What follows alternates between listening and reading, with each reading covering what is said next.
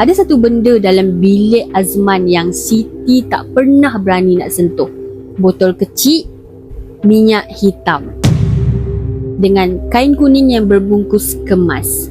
Setiap kali dia nampak je benda tu, dia rasa macam otak dia ni blank. Tadi aku baring tadi, aku terus buka mata. Lepas tu tuk tuk tuk tuk tuk tuk tuk tuk tuk tuk tuk, macam bunyi guli yang melantun atas lantai simen. Assalamualaikum and hello guys, welcome back to my channel.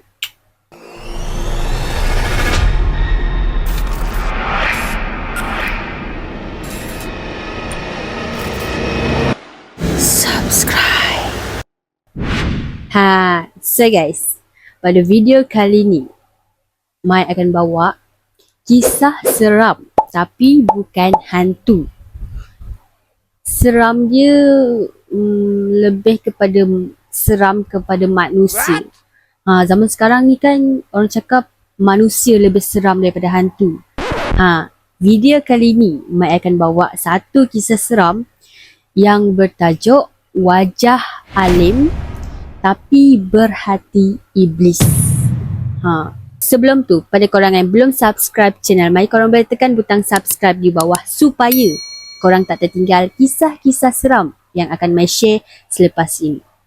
So, tanpa melengahkan masa lagi, let's get started. Kisah ni dihantar oleh Fitri, bukan nama sebenar. Mai, kali ni cerita dia bukan pasal hantu dekat rumah, tapi pasal manusia. Dan sumpah aku cakap, manusia macam ni lagi menakutkan. Aku kenal seorang perempuan ni, nama dia Siti. Kalau tengok kehidupan dia dulu dia memang elok Mai. Baik dengan family, kerja dia stabil, jenis perempuan yang susah nak percaya lelaki. Sampailah satu hari tu, dikenal dengan seorang lelaki ni dekat Kenduri. Nama dia Azman. First impression.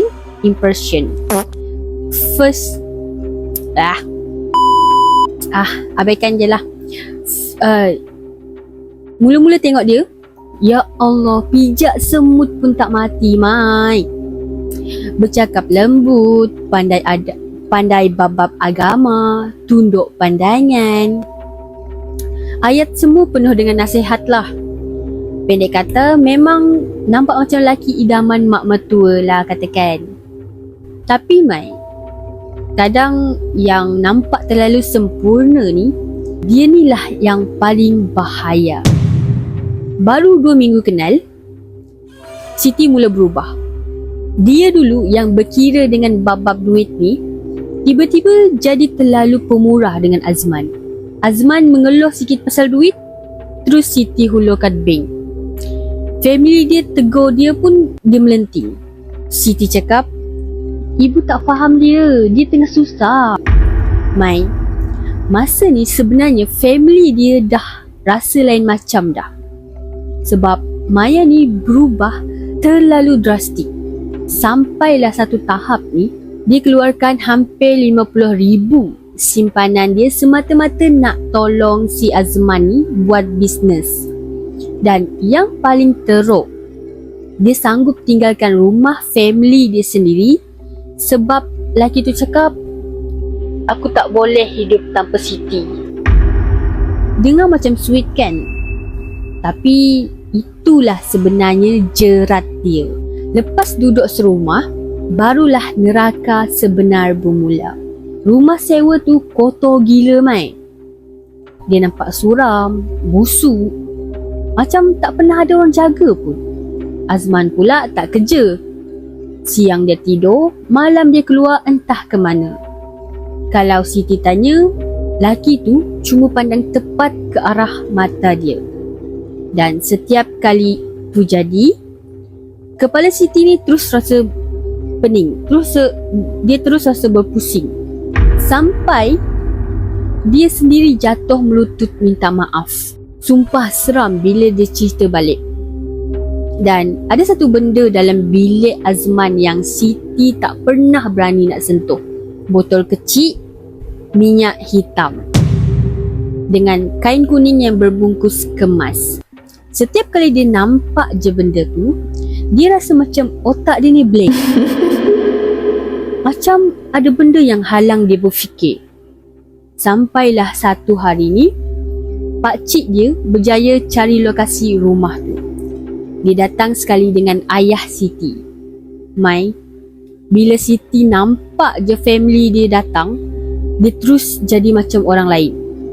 Dia menjerit, dia maki hamun, dia halau ayah dia sendiri.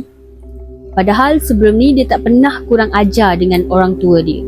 Dia siap jerit lagi. Korang semua dengki dengan Azman.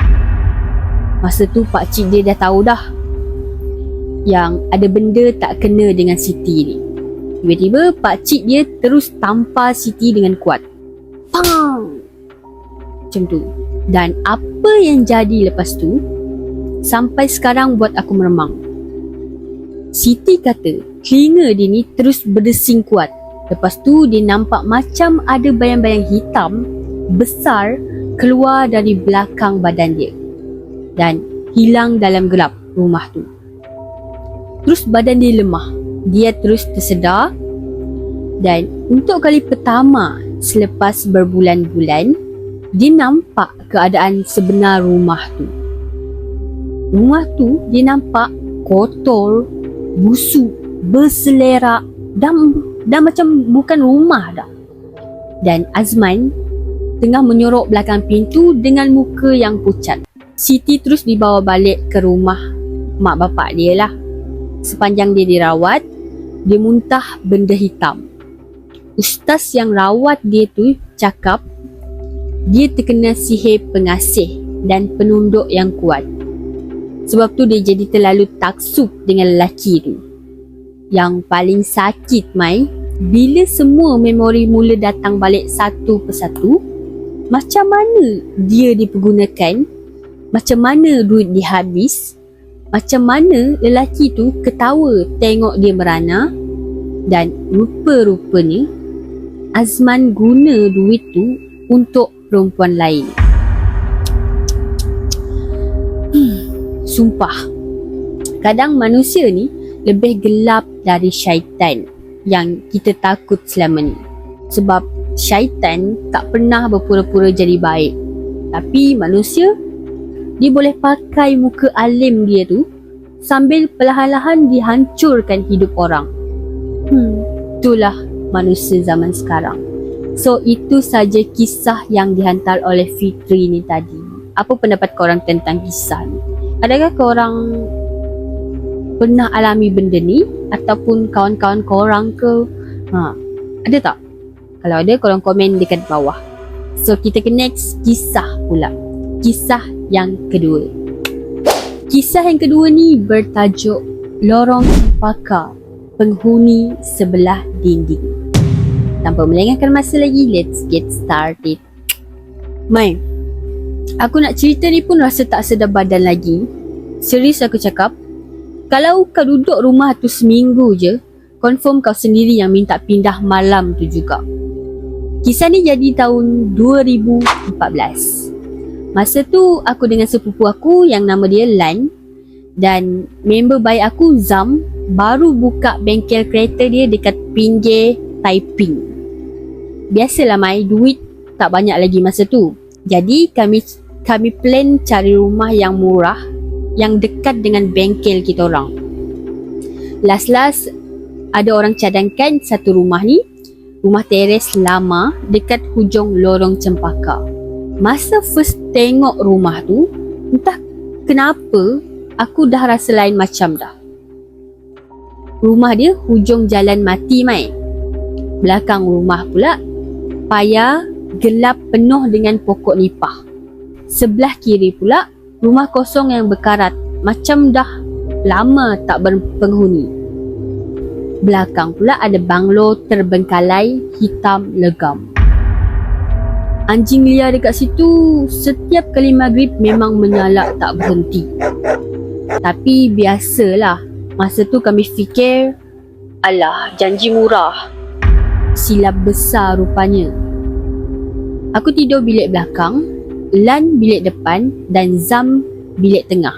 Dan dari malam pertama lagi, rumah tu macam tak suka ada orang duduk dekat situ. Kau pernah masuk tak rumah yang kipas pasang kuat tapi udara dia tetap rasa berat? Memang kipas tu tak rasa langsung. Macam tu lah rumah tu, Mai. Dia nampak macam lembab, panas, sunyi dia lain macam. Kadang aku balik bengkel pada pukul 1 pagi sorang-sorang. Masuk je rumah rasa macam ada benda yang tengah tunggu. Sampailah satu malam ni, hujan renyai dekat luar rumah. Aku tengah baring nak tidur. Tiba-tiba tuk, bunyi kuat dekat atas siling tepat atas kepala aku. Aku terus buka mata. Dari aku baring tadi, aku terus buka mata. Lepas tu tuk tuk tuk tuk tuk tuk tuk tuk tuk tuk tuk tuk. Macam bunyi guli yang melantun atas lantai simen. Mula-mula slow, lama-lama makin laju. Aku cubalah sedapkan hati kan.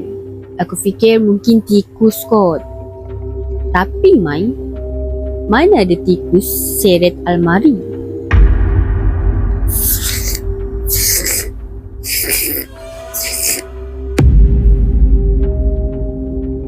Aku terus bangun masa tu. Sumpah, aku ingat Lan ataupun Zam dah balik rumah tengah alihkan barang ke apa ke. Aku buka pintu bilik. Gelap. Ruang tamu kosong. Tak ada siapa-siapa pun dekat ruang tamu. Dan yang paling aku tak boleh tak boleh lupa, bila aku berdiri dekat ruang tamu tu, sunyi dia, Mai. Sunyi sampai aku boleh dengar nafas aku sendiri. Esok pagi aku terus tanya Lan. Sekali, muka dia terus berubah pucat.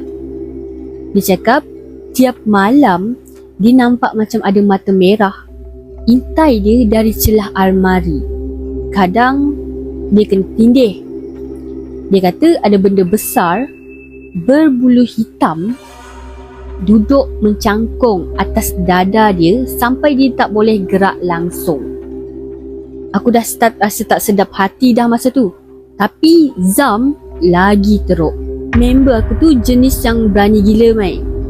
Cerita hantu semua digelakkan je. Tapi tiba-tiba dia tidur ruang tamu siap buka lampu lagi. Aku tanya kenapa. Dia diam lama, dia diam. Lepas tu dia cakap perlahan, aku nampak budak tu. Aku terus senyap. Dia kata waktu asar dia nampak budak kecil duduk dekat dapur main guli. Tapi budak tu muka dia tak nampak apa-apa. Tak ada muka. Sumpah, masa dia cerita tu, bulu roma aku naik sendiri. Dan setiap kali dia cuba dekat, budak tu hilang macam asap. Yang tinggal hanya bau hanyir dalam rumah. Lepas kejadian tu, bunyi guli jadi benda biasa buat kita orang. Siang malam, kadang bunyi orang tarik kerusi, kadang bunyi orang berjalan atas shilling. Macam rumah tu ada penghuni lain yang tengah marah sebab kami tumpang dekat situ. Tapi Mai, yang buat aku hampir cabut malam tu juga, masa aku mandi petang ada satu hari tu, aku mandi macam biasa. Tiba-tiba duh, pintu bilik air kena hentak kuat gila dari luar. Macam ada orang nak pecah masuk rumah kita orang. Aku jerit lah, aku jerit, aku panggil Lan dengan Zam, tapi tak ada sahutan. Aku buka pintu bilik air. Rumah time tu kosong, sunyi. Pintu utama pula masih berkunci dari dalam. Dan bila aku jalan dekat ruang tamu, aku terus keras dekat situ. Korang nak tahu apa? Atas lantai ada barisan guli yang tersusun lurus dari pintu rumah kosong sebelah. dan sampai depan bilik aku. Masa tu Mai, aku rasa macam benda tu dah mula kenal aku. Kami bertahan 8 bulan je dekat rumah tu. Sebelum pindah, baru penduduk lama dekat situ buka cerita sebenar lah. Rupanya kawasan rumah tu dulu tempat simpan mayat sementara zaman perang. Dan tuan rumah lama pula dikatakan bela sesuatu. Benda tu tak pernah keluar dari situ. Sejak hari tu Mai, aku percaya yang satu benda ni. Kadang-kadang bila kita pindah masuk sesuatu tempat, bukan kita je yang tinggal dekat situ. Ada makhluk lain yang ikut tinggal dekat situ. Tu saja kisah yang dihantar oleh seseorang ni. So, apa pendapat korang tentang kisah ni? Kalau korang rasa best, korang boleh komen di kat bawah. So, thank you pada yang dah tengok sampai habis. Kalau korang belum subscribe channel Mai, korang boleh tekan butang subscribe di bawah supaya korang tak tertinggal kisah-kisah seram yang akan Mai share selepas ini. So, bye-bye. Assalamualaikum.